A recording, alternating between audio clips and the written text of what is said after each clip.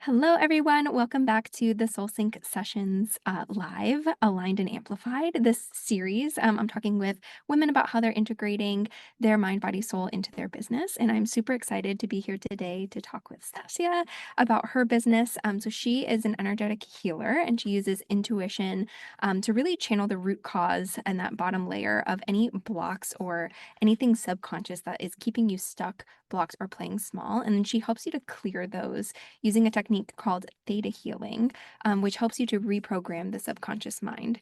So I am so excited to have you here, and I would love for you to give yourself an introduction, kind of explaining who you are and what you do, what theta healing is, because that might be new for some people. Absolutely, Sam. Thank you so much for having me. I'm so excited to record this with you.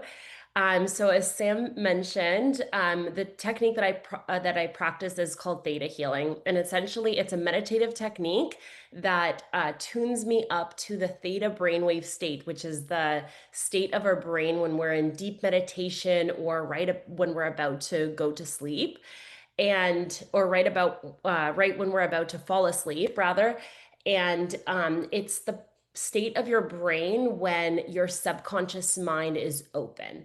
And so that it's a powerful state when we can kind of reprogram and speak beliefs that we want to download or clear limiting beliefs. And so essentially, I tap into your energy and I channel what is the energetic root or bottom block that's causing your stagnation or stuckness or lack of clarity or whatever it is that you're going through. And through there, I just speak out the limiting beliefs to clear them essentially and to reprogram them. And the way it works is all it takes is really for your uh, subconscious mind to start syncing and aligning with your conscious mind. And so often we don't know what our limiting beliefs are because they can be beliefs that we picked up from childhood, for example, that we're not even consciously aware of, or even past lives. And so that's why what it takes is for you to like really hear it and resonate with it, and then to clear it. I love that. And I love that you kind of explained it in the way of like these things come up when um, I almost think it was like your ego mind or whatever, where your mind and your soul are kind of out of sync or out of alignment, where it's like you have those subconscious beliefs or the things that have just been kind of programmed throughout your DNA or like whatever it might be, wherever those things are sticking. So yeah, when you do a session with somebody and you're in this, can you explain like what a session looks like? Is it where is there like a hypnosis or like do they go into a meditative state or do you kind of just tap into their energy? Is it a live session? What does that look like? So the sessions are either live or I just do them over a Zoom call, and I walk us both through a really short meditative technique, or essentially a meditation, and then I tap into your energy. So really, you as the client, like you don't really need to be in that meditative state. Although with the meditation, it kind of allows you to like be in that theta brainwave state where your subconscious mind is open. But essentially, it takes for me to be there to witness it, and all it takes is for your conscious mind to then hear it and be on board. And like to give you an example, your subconscious mind is there to protect you. So even its limiting beliefs are there because they think it's like protecting you from something else. And so one example that I like to share is, say if you're calling in more money or more abundance, and you're consciously being like, I want more money, or like, I want abundance. But say if you grew up in a family where your parents fought about money, or there was scarcity, mentality around. And so maybe you develop beliefs that are like, money separates families, or money, causes arguments or stuff like that.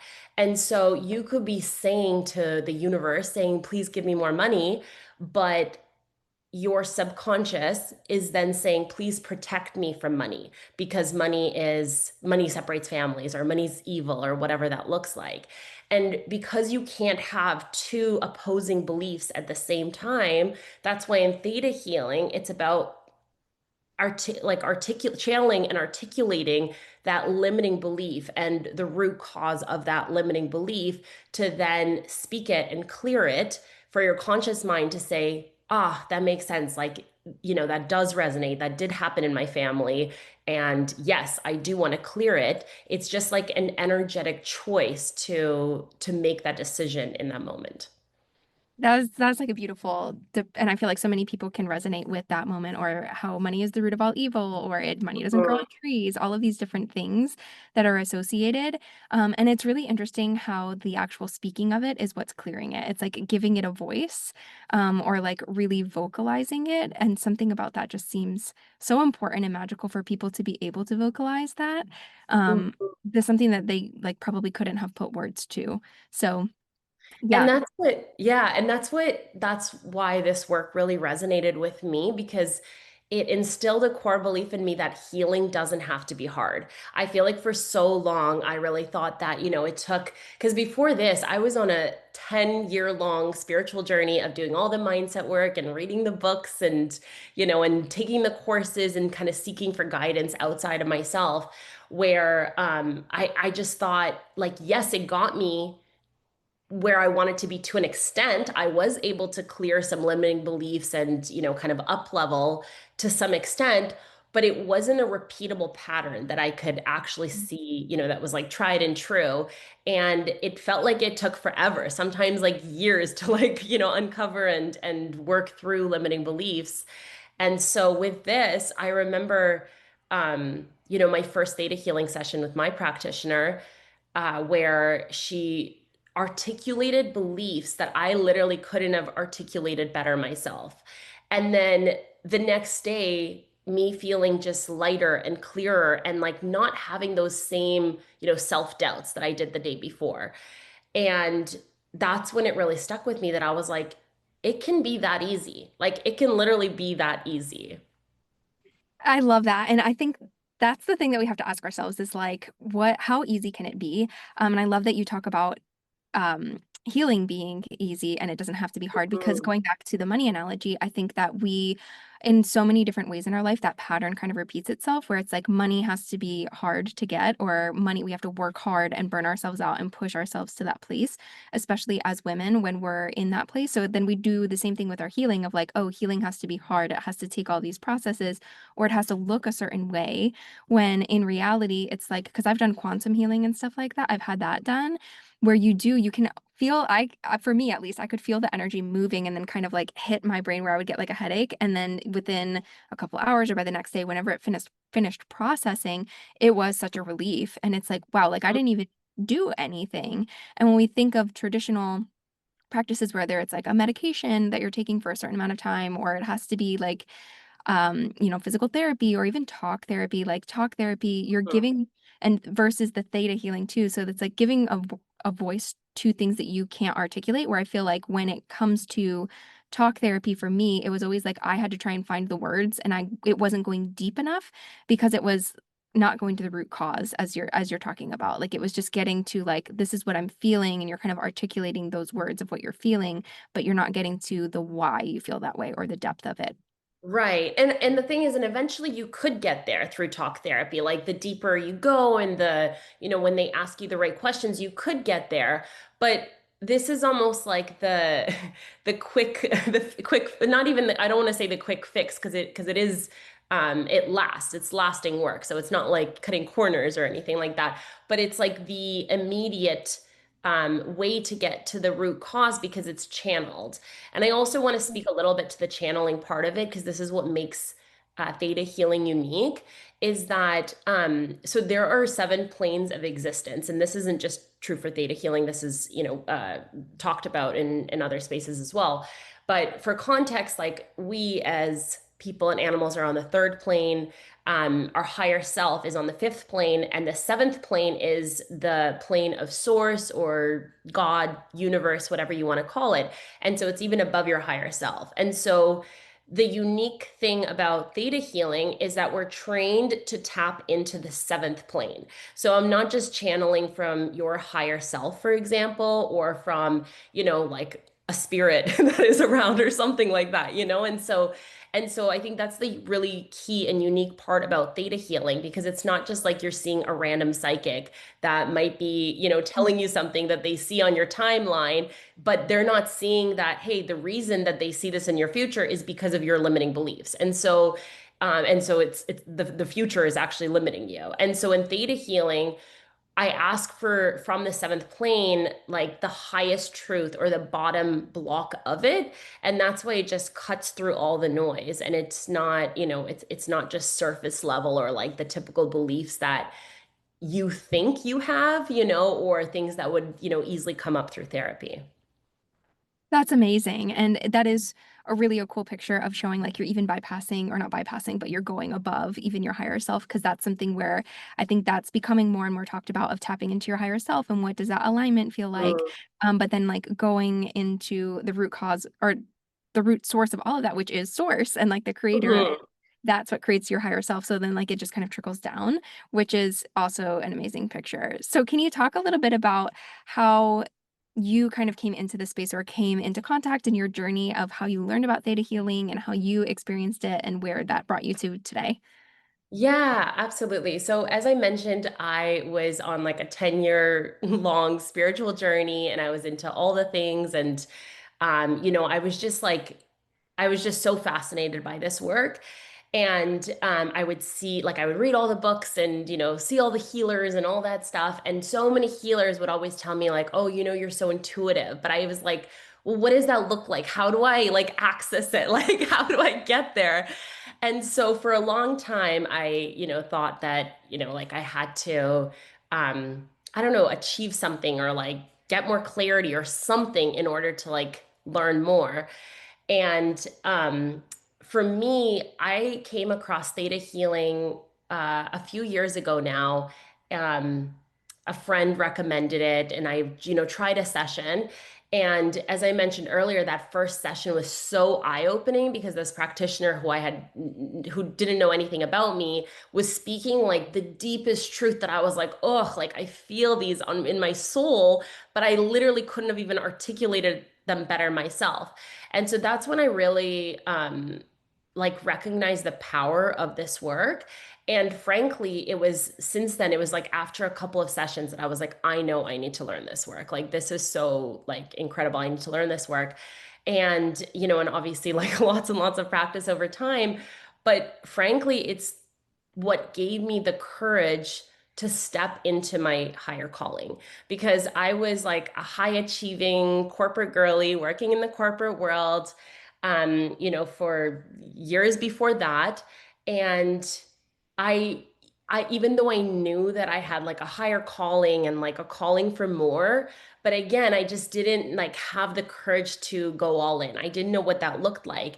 And with theta healing, that's when I was really able to like uncover some of my limiting beliefs, some of my beliefs in my subconscious mind, and clear them and like ultimately get the courage to do this. And, a big one that I had to work through was like the fear of being seen. That was huge. I mean, even just I said to Sam before, but it was like I call it like coming out of the spiritual closet because it feels like, the old me would have never spoken about this stuff so openly, and so many people have that, and it's a shame because they're hiding their like true authenticity. And so that's why, this work has been so powerful for me. And I just like am so fulfilled by doing this work and working with clients, and seeing their change and transformations as well. I love that. And I love that you talk about the high achieving woman, because I feel like a lot of times we do feel that call for more or a bigger purpose. And then Mhm, that we're kind of translating that in a way of like, okay, society puts high achieving, or puts success and kind of deems success as climbing the corporate ladder or making a certain amount of money, or mhm, it puts it into a box, versus us coming back to ourselves and kind of really understanding that that next level self is, it looks different for everybody, first of all. And a lot of times when you are here for a higher calling, it's really coming back into that spiritual journey, and also allowing and honoring your body and allowing yourself to experience that. And it is scary, like stepping out, I think. a lot of my clients too, when they come out of being in a corporate role, or if they decide to go out on their own, or if they have a side project, we often hide behind that company, as far as Mhm. visibility and of like what our personal brand is. We struggle with that, of articulating that, because we're taught that, the company comes first, or if we're like, I come from a marketing background. So it's like, that brand name is what stands out, and you're just kind of like a cog in the wheel, or like you're kind of a piece of the machinery happening in the background, but that's the brand that leads. But when you step into a space where you're an entrepreneur, you have to be the face of that, and it really is a personal brand. So stepping into that and honoring that and feeling making it feel safe, to your point too, to be seen. And your subconscious can block you from that because it feels unsafe, because there's also the responsibility. Then you feel of like, oh my gosh, there's going to be so much responsibility if I'm seen at a certain level, or it's dangerous, or I'm going to lose people because I hit a certain level. So are those some of the things that were kind of coming up in your subconscious, as far as that root fear of being seen and stepping into that space fully? Yeah, absolutely. Everything you're saying, and I love that you talk about safety in the body. So one of the basic things that we do in theta healing is actually download feelings. So sometimes your body doesn't literally doesn't know what success feels like, or what it feels like to feel safe in being abundant, for example. And with the success example, it's not that you'll never achieve success, but it's that even when you attain certain levels of success, you'll still feel like, oh, well, that's not good enough. Like someone else has it better, or or you'll still judge yourself or critique yourself, or you'll never fully celebrate yourself. And so literally it's about speaking, can we teach you that what success feels like? Can we teach you that it's safe for you to be successful? And so absolutely, I had to work through a lot of that. And even the whole the fear of being seen. I mean, a big one for me was honestly went back to a past life where essentially it was women were seen as, especially wise and spiritual women were seen as dangerous for being witches, essentially. So the witch wound. And I know that sounds crazy, but I actually see it in many clients who are spiritual high achieving women. And so we are taught, or not even taught, but sometimes we literally have those beliefs in ourselves, in our subconscious mind, that it's not safe to be seen. We will literally be punished if we express ourselves in our full authenticity. And so, yeah, I absolutely had to work through all of that. Yeah, and that's so I think that I've heard of that in other settings, of like the witch's wound and what that looks like, and kind of talking through, it does come through in a lot of high achieving women. And it's interesting because, I said that I come from a marketing background. So I was used to doing the design and being behind the scenes and helping other people to tell their stories. And then Mhm, as I healed my body and I started to shift into a coaching and consulting and like holistic life coaching, and I bring in human design or cycle syncing, all of that stuff to help women come back into alignment and back into their body. It was mhm, such a mindset shift for me, because I was like, it felt like I had to achieve more, because I'm like, oh, I'm not doing anything. I'm just here having a conversation, or I'm coaching somebody through something. But where is the value in that? So kind of like reassessing what value is. And I think too that there is that subconscious belief of like, it's dangerous to be intuitive. And like so much in our society and in the world today disconnects us from our body and from being able to feel that. So with that conversation too, I feel like there's two things that came up for me as you were saying that. So I feel like a lot of times in the spiritual space, we're or manifesting, you hear it's like a lot of times we're taught you have to see it to believe it, but you really have to feel it and embody that in order for it to manifest. And so kind of sinking that in. So like the downloading feelings part, that's like so intriguing mhm. to me, about like how you're downloading that feeling so that you can embody that and feel it within your body in order for it to manifest. So you're kind of syncing those levels or downloading it. I love that visual. Mhm. And yeah, and I feel like the body is a huge part of that, of being able to feel that. And it's like, if you've never held out $1 million before, how are you going to know how that feels, or kind of like how that integrates? So that's a really interesting concept. Yeah, absolutely. I mean, it was mind blowing for me too when I first learned it too. But one thing I talk about is when we are manifesting, so often we think I want the money, I want the relationship, I want this, I want that. But I think I shared this the other day, but I said, like, manifest the version of yourself that can hold it, that feels comfortable in holding it. Because then you're like manifesting an identity. And then things just, it's like when you can, because ultimately, in order to manifest something, you have to be aligned in like its frequency, in the feeling of like having of it already.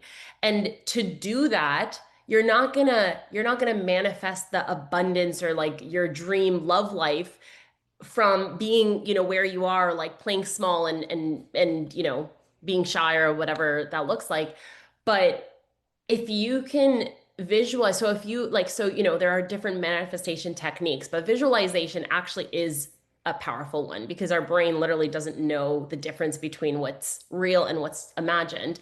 And so, like, if you're visualizing, I think for me, that's, it's really helpful and it works as well as like, instead of like visualizing the, like the thing that I want, like picturing who am I that has it? Like, who am I? What does my day look like? What am I doing? You know what I mean? Like, just kind of getting into that new identity and then really manifesting like the identity shift. Yeah, and I think that's great too because one of the things, I don't know if you've heard of David Guyam, but I listen to his like podcast and he talks about that all the time of like there's a certainty component, but it's also like the asking when you're asking your higher self, you're asking like your guides for something. It's not asking for that thing. It's asking to Mm, help prime your body or your vessel in order to be able to hold that. Because if you're asking to manifest $1 million, it's kind of like if you have this tiny little cup and you're asking for a gallon of water and you pour it in and it's just going to overflow and it's going to make a mess.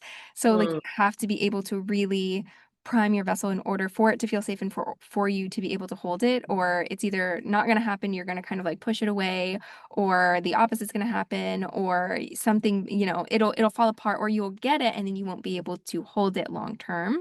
So it's mhm. about like really Self-sabotage. Mhm. yeah, and it's like priming yourself to be able to be that version in order to hold that. So I think that's amazing too, and it's also reconnecting to like your power. So coming from a corporate perspective, it's like you're building something for somebody else. I've heard a quote one time that just really resonated with me and I was like, you know what, you're right. Like I need to build my own legacy in my own business because that's what I'm here for, or else you're building somebody else's dream. So kind of just allowing yourself to accept that and accept the worthiness of being that and having that dream life that you have. That's so true. I love that so much. And honestly, it's like the way we are taught, like the way we are raised is to fit into a box. It's almost like we go to school and then, we get asked like, what do you want to be when you grow up? Because it's like, which of these pre-existing job titles do you want to be when you grow up, And so we're kind of already automatically trained to think that way and to think one thing I always talk about is about, paying attention to your dreams and recognizing that your dreams are so uniquely yours and you dream them for a reason, if that makes sense. Like, I think your dreams aren't by accident. I genuinely believe that you wouldn't dream it if you weren't capable of achieving it. And Mhm.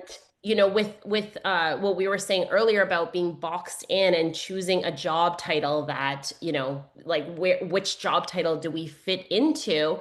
I think that's as children, we kind of we have these dreams and then we just assume we have to box ourselves in. Whereas what I always say is like ask yourself why and keep asking. Like, why do I want that? What about it do I love? And to just kind of keep digging deeper, essentially, because we don't need, because I think so often we kind of just stop ourselves and be like, okay, yeah, I want this. Good enough. It fits within this, box, essentially.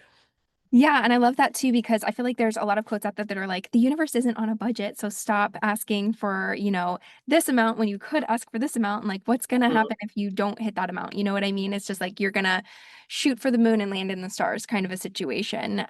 So I love that and like not just being boxed in or not feeling like you have to sit a certain way or fit into a certain box. So when we're talking about like how society is, and like how when you grow up, you are taught to you go to school from 8 in the morning until 3 o'clock in the afternoon, and then you have after, like, there's so much structure, and then when you come out of going to school, you're going into the corporate world, or you go to college, or you're doing something where it's like there's still structure, and you're put into these boxes. But everybody is uniquely designed, and especially as women, like, we're not designed to do the same thing day in and day out. And then when we look at the human design perspective, we're all designed differently. And I saw a statistic recently where it was like 60% of the people that are in the corporate world are looking for a therapist, and they're looking for all these other things because it's like they're unhappy and they feel unfulfilled.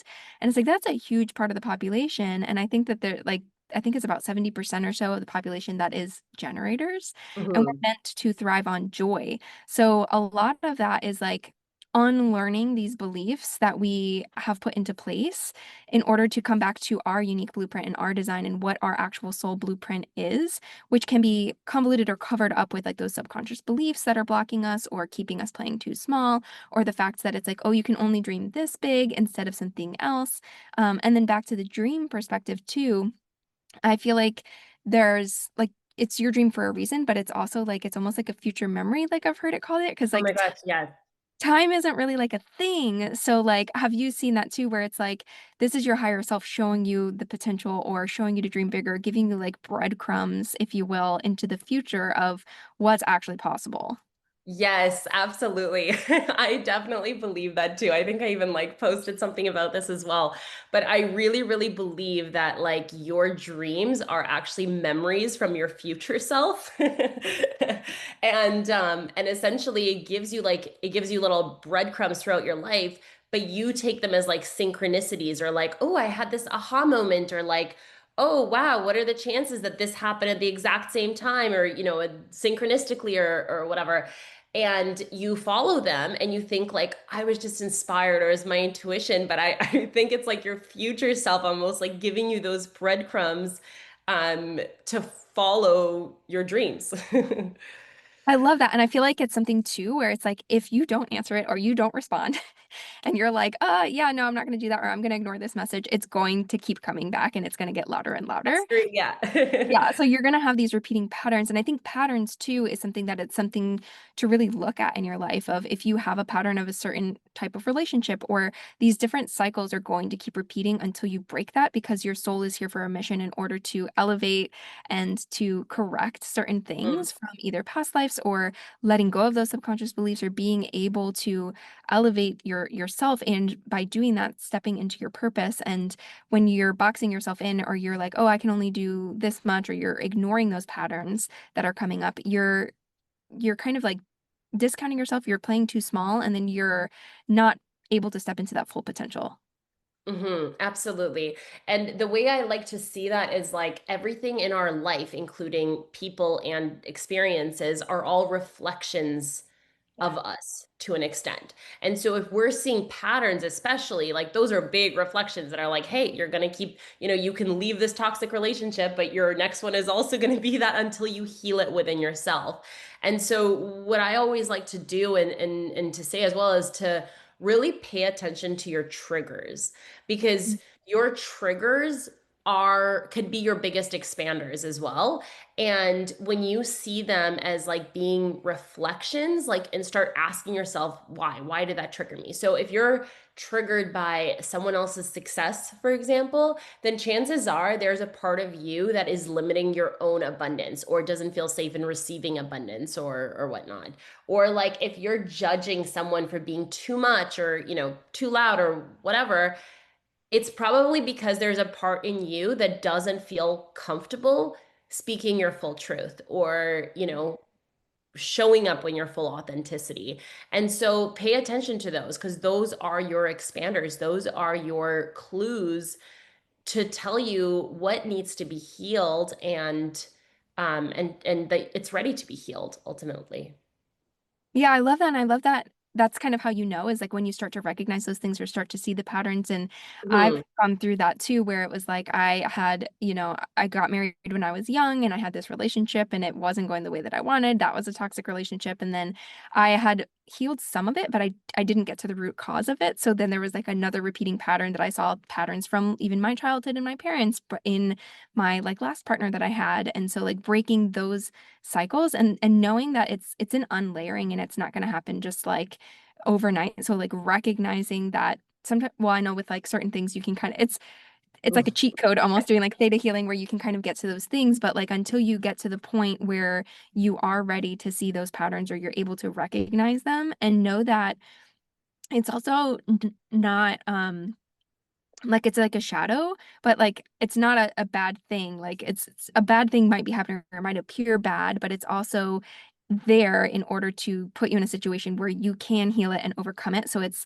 a good thing. Like I know David Guy, I bring him up a lot because I just like what how he talks about things, but I feel like he explains it well where it's like everything is the light and it's showing you or the people that are in your life are showing or mirroring back to you what like you said what you're ready to heal and process so that you can step into that next level of abundance and leave room or open up room within yourself in order to receive that.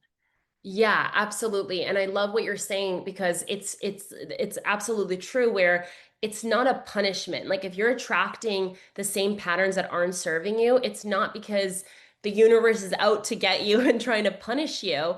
It's really it goes back to the fact that our subconscious mind is there to protect us. So every limiting belief, it's there to protect us. And so, going back to the original money example where it's like, but I want more money. And then it's just like, well, I'm protecting you because you also want, you believe that money separates families or money causes chaos or, whatever that looked like in your childhood. And so I'm protecting you from the chaos. You don't want to separate your family. So therefore, like, I'm not going to give you money kind of thing, And so it's about understanding. That's what limiting beliefs are. And the stronger the belief, like the more you'll see it in patterns, and in bigger ways. And so all of it is about like getting to the root cause and really understanding like what is this protecting me from? And I think like one way to look at it, and sometimes it's like a rude awakening, but to take radical responsibility for your life.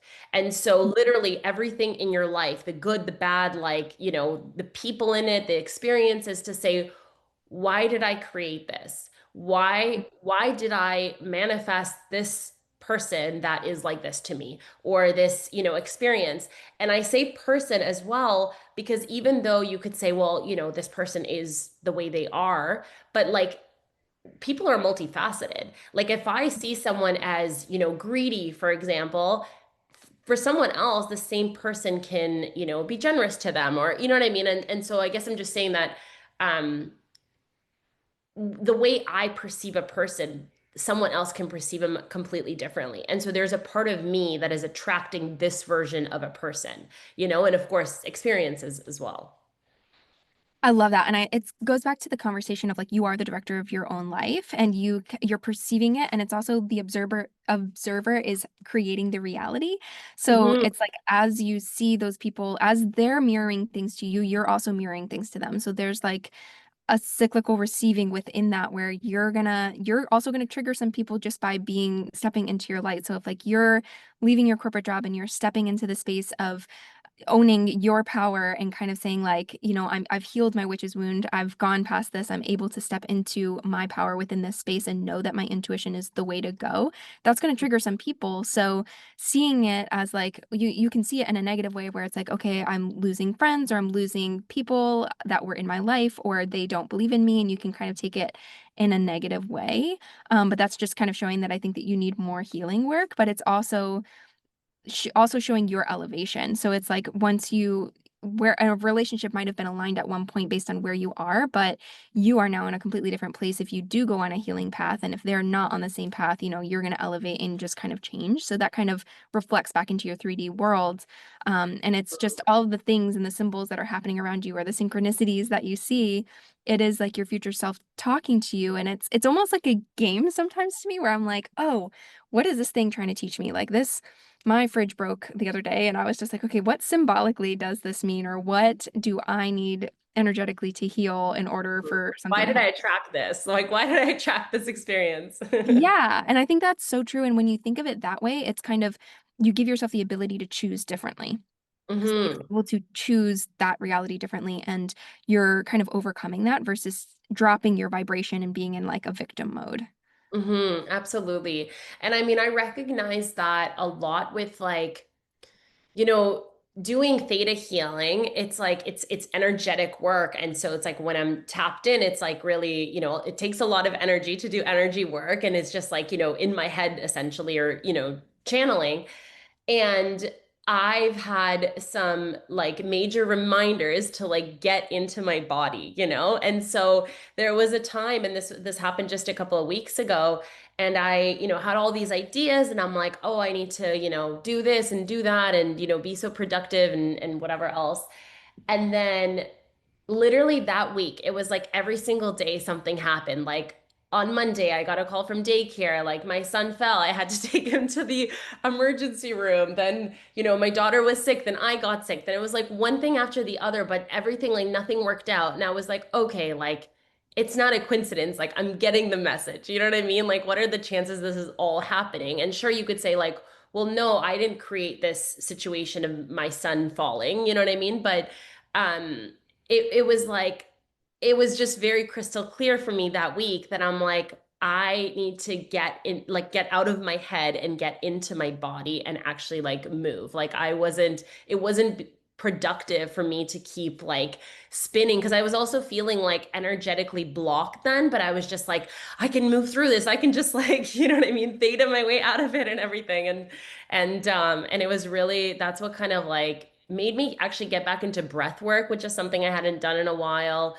I've also been doing a lot of somatic healing as well, and that's been incredible. That I was just going to ask you, like, what techniques you use to get back into your body, because that's really interesting.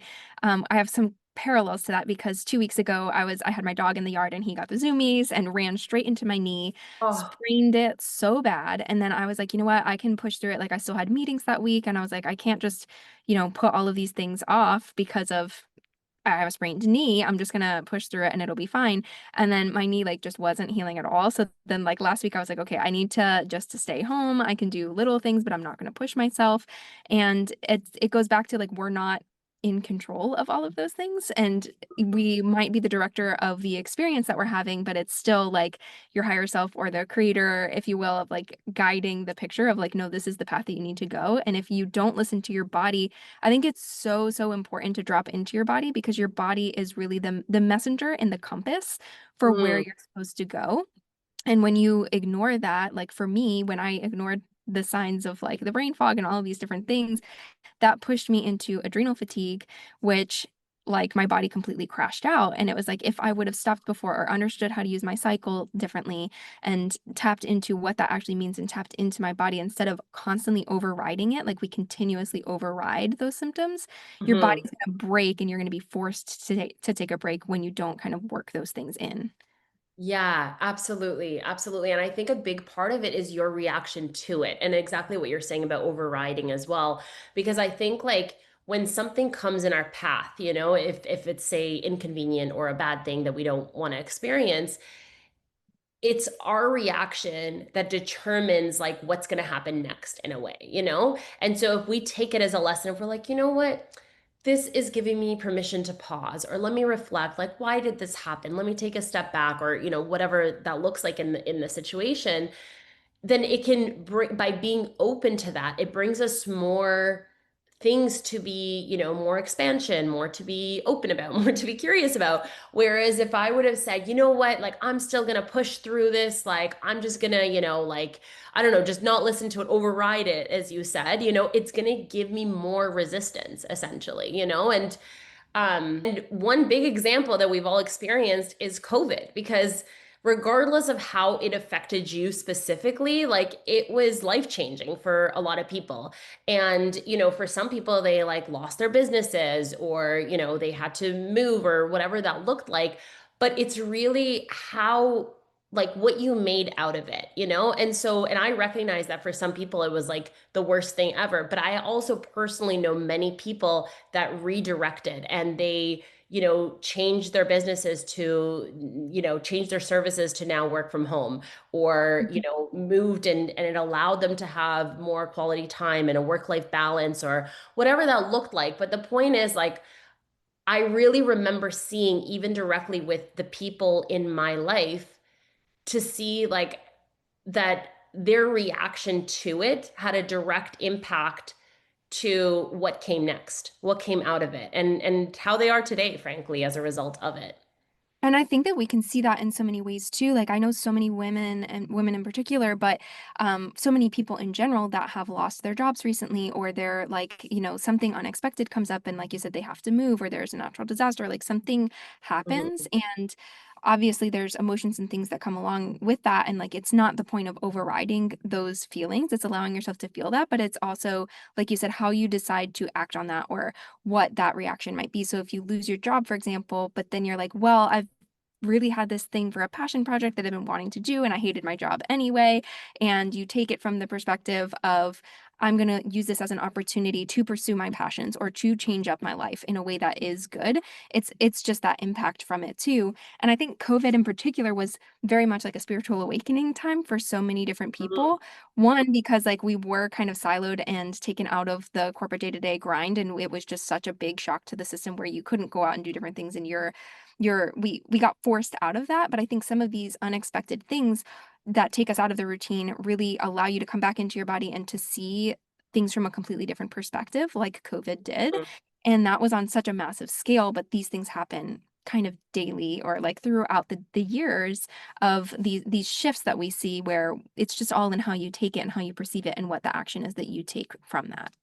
It's so true. And I also love what you say about like allowing yourself to feel the feelings because it's not to say that, like, oh, you have to react positively to everything. Like, yes, certain things can happen that can rock your world and it's okay to be sad. It's okay to feel those feelings. But it's what happens after. Like, are you gonna be sad about it and then see yourself as a victim and say, oh, bad things always happen to me, or this always happens to me, or are you going to be like, okay, great, like what now? Or where, what does this change essentially? Yeah, and I think that's so important. And I know, so one of the things that I want to ask, this is kind of going back a little bit, but you mentioned you came out of the corporate world and it was like coming out of the spiritual closet, and we talked about witches, wounds, and all of that stuff.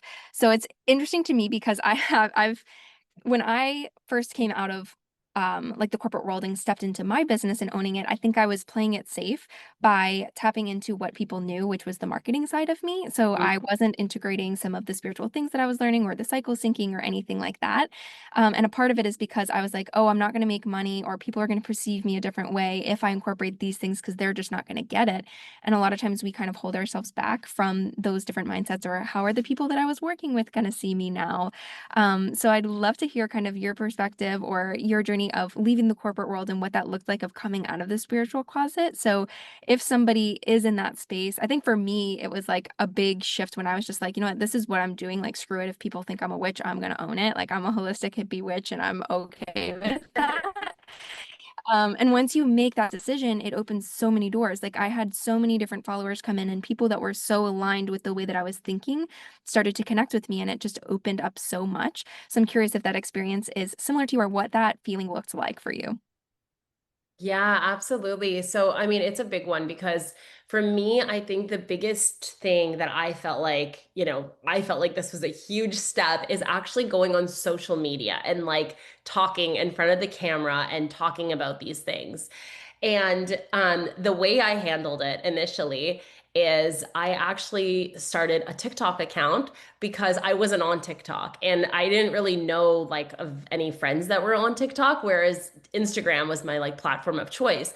And so for me, TikTok actually gave me this and like it empowered me to kind of be like anonymous a little bit. I mean, it was my face and I wasn't, hiding, but I was like, you know what? I don't care. Like, I don't have any friends on here. It's a brand new account. Like, I'm just gonna go all in.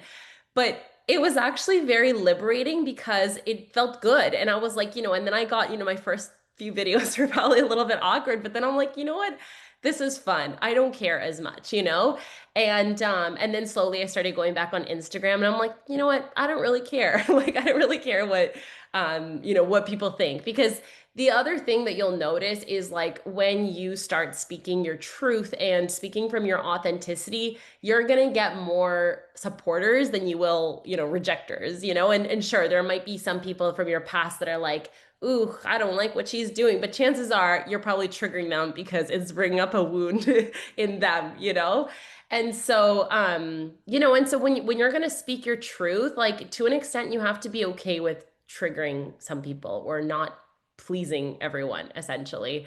And so that was kind of, the process for me. It was a lot of theta healing to try to overcome some of those blocks. But that's kind of how I went about it, honestly, is like opening what I called an anonymous account and, not having any friends. And it was liberating. So it worked for me. I'd highly I recommend.